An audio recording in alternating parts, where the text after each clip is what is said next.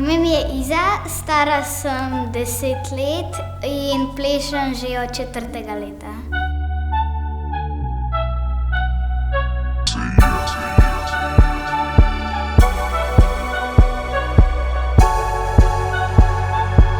V bistvu se je začelo čisto, ko sem bila otroček, pa sta mi pol starša sam dala v ples. Je pol prišla enkrat trenerka do mene, me je pogledala na treningu in je rekla, če bi se pridružila hip-hop tekmovalni skupini.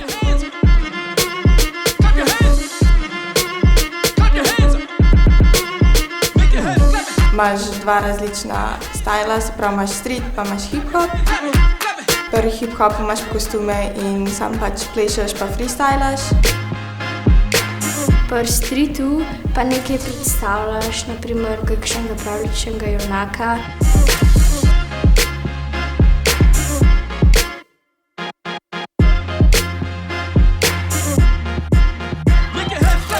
Trening izgleda ponavadi najprej se ogrejemo, imamo kondicijo, pol se raztegnemo, pa preplesavamo.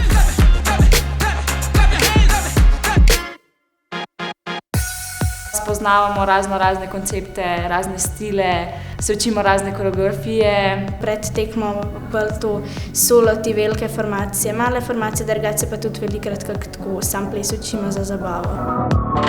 Treningi so zelo aktivni, večina ljudi se ne strinja s tem, ampak rock'n'roll je zelo športen ples. Začnemo z ogrevanjem, da ne pride do poškodb.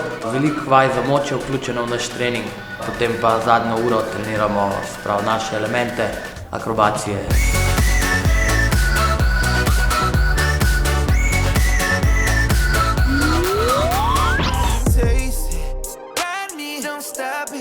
Na začetku si prvo zberem sploh glasbo, na katero bom delala koreografijo, pol pa prvo samo 3-4 preposlušam, kako sploh kaj loviti, kako na kaj plesati. Seveda je odvisno, za koga sestavljam koreografijo, ali so to mlajši, ali so to starejši, tekmovalci, začetniki, je to čisto odvisno. Probaš, vidiš, če je v redu, če ni v redu, spremeniš, dodajaš, tako.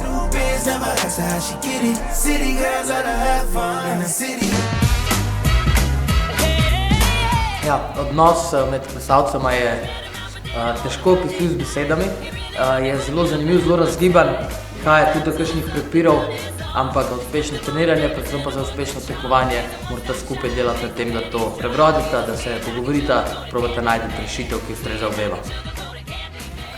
Odkar sem začela plesati, je bil moj najljubši trenutek, ko smo na svetovnem prvenstvu osvojili 2. mesto in sem bila res čisto iz sebe, nisem pričakovala tega rezultata.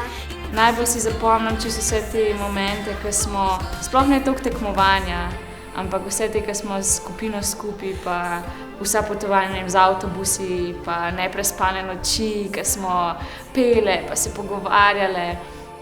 Mi je tudi to veliko novih prijateljev prineslo, se z njimi pogovarjamo vsak dan, družimo vsak dan. Pa tudi to, recimo, kako se drugo držimo gor, ali pa ko včasih ne gre lih najboljše, ali pa nismo zadovoljni z rezultatom, se probamo pač pol tako skupaj. Mogoče so to te trenutki, ki naredijo vse to toliko lepše.